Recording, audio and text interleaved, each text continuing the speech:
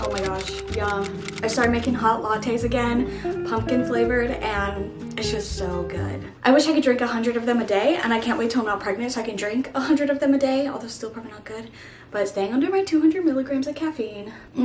So good. Welcome back to this video. That made no sense. So the goal of this video is to get through the video without completely running out of breath and without losing my train of thought. Will I succeed? Probably not. So I wanted to do like a baby names I love but won't be using. I am having a girl and we've had her name picked out literally since a year before I got pregnant. And once we got pregnant, it was like, that's 100% her name. Especially once we found out it was a girl, I was like, oh my gosh, this is meant to be. Like, because the only name we liked was a girl name. So I tend to really like girl names. For some reason, boy names are really hard for me. And so I'm really glad that I'm having a girl. But to preface, right before we hop in, I like a kind of traditional or older name. Nothing super modern. I don't really care necessarily about being unique as long as it's just like cute and I feel like would fit a baby, but also an adult. So that's where we're coming from. Let's just fly through them. I'm gonna start with the girls since I'm having a girl. I'll say every name except the name that I'm using, obviously. First name is Francesca. I've always loved this name, and the only reason I'm not using it is because my middle name is Frances, my mom's middle name is Frances, my great-grandmother's middle name is Frances. That's the family name that I'm actually passing down to my daughter, so her middle name will also be Frances. And before I fully decided that, I was like, I could name her Francesca, and I love that, but I love the name that we ended up choosing. I also have to be careful because like half the stuff in this room says her name on it, and so every time I record I'm like, hold on. I guess it doesn't really matter if y'all were to find out, but it's kind of like fun to keep it a secret. But everybody in my life knows her name. So next is Sabrina. I really liked this, but I think it's almost maybe a little too modern now. I think just because Sabrina Carpenter is so popular, and I know it's not that big of a deal if you name her something that is also like a famous person's name, but at the same time, like the type of music that she makes and then naming your baby that. And I know it's not like a direct correlation, and I do like Sabrina Carpenter, but I don't know why I'm going so into depth in this. It's just a no. Next is Violet. I've actually had this on my list for a really long time before I read Fourth Wing, and of course I love it even more now that I have read Fourth Wing. Violet's the main character of those books, but I also just love the name Violet. Serena, I like. Of course, it's hard not to just think of Serena from Gossip Girl. And then when I hear the name Serena just by itself, I'm like, wait, is it cute or is it weird?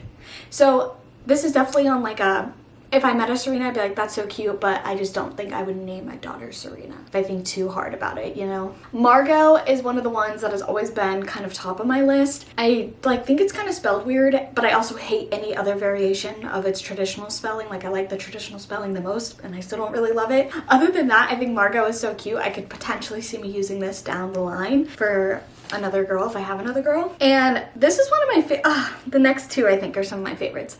Valerie, that's so cute. I feel like it's giving like just enough traditional older, but kind of making its way back around, you know? Like someone's grandma could be named Valerie, but I could totally see someone born in 2025 named Valerie. So I think that's really cute. Eliana, I also love. I'd say Valerie, Eliana, and then what we named my daughter are my top names for girls. I don't know what it is about Eliana, it just flows perfectly. I also like the name Gwen, which I think is a little bit, that's probably the most modern name on here, but I low-key want to say that Gwen was also an older name and kind of had to like made its way back around as a trend, but I think Gwen is super cute.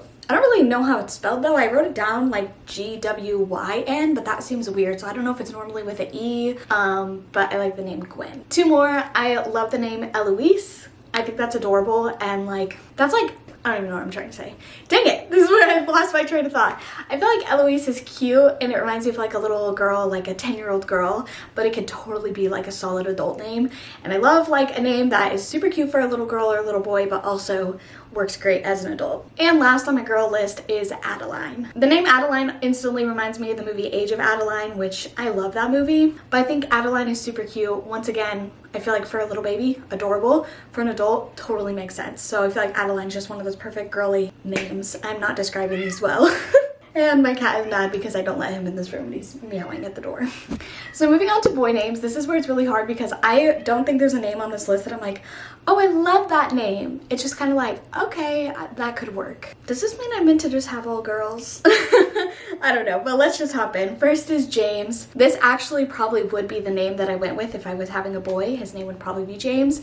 That's what I was telling everyone, like, oh, if it's a girl, and if it's a boy, it's James. So this could definitely be something I use in the future. Next is Alexander, except I'm literally banned from using this. I think it's such a cute name, but my brother's middle name is Alexander, and that's actually like a huge family name in my family, and so that's totally his name to pass down. They call it the J. Alexander Club, and I'm not a part of it, clearly. I'm in the Francis Club, so it's adorable, but that's literally my brother's name. Nathaniel, and then calling him Nate, love. Actually, love. Wait, Nathaniel. Do I love? What's my deal with Gossip Girl? I literally have Nathaniel and Serena on here. Anyway, next is Isaiah. Something my husband is always, he's like, if it's in the Bible, yes, I agree. Let's name them that. Girl or boy. So I can pretty much convince him with any name that is in the Bible.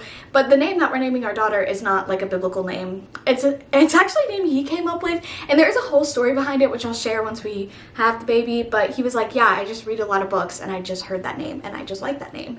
So kind of a slay. But anyways, if it's in the Bible, he'll like it. So I know that was one of the ones that we both agreed on, both James and Isaiah. Next, now that I'm looking at it, I low-key don't like it, at least for me, but I'm like, wait, that'd be kind of cute for like a little boy, is Porter. I'm feeling indifferent. So moving on, Percy, kind of the same vibe for me. Porter or Percy, like I think they're a little too like trendy for me. Yeah. Okay, so then Gabriel, bringing it back to the Bible, very like common traditional names. I could totally do a Gabriel. I think I could probably call him Gabe and feel good with that. Okay, no judgment, Conrad. Okay, Conrad, I mean, I feel like it is like kind of a like old money or whatever you want to call it type of name for a boy. And then The Summer I Turned Pretty, which I just watched last episode. But yeah, made me love it even more. So Conrad is cute. This is another one that I actually think I do really like, and it's Theodore, and then probably call him Theo. Do I like Theo? Other people were telling me, oh, Teddy. You can call someone named Theodore Teddy. That's another nickname for that, because I like Theodore the full name. But I would probably not be like, oh, this is my son, Theodore. Like you know, you usually go for a nickname on that one. So maybe Teddy. I don't know.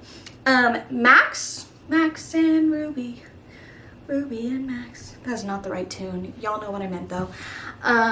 Yeah, Max could work. That's kind of how I feel about all the boy names. I'm like, that could work, I guess. And then we have Wesley, which I kind of feel the same towards Max as I do Wesley. Yeah. And then last is Roman, but Roman is also really close to a family member's kid, so I don't know about that, but I think Roman would be cute, and that would also be classified as Bible name, I guess, because Romans. So I guess with boy names, I tend to lean towards that like biblical name or more traditional style name, and girl names I like a little bit more like kind of older, but could be seen as like a new name also, but also kind of like just girly pops and whimsical.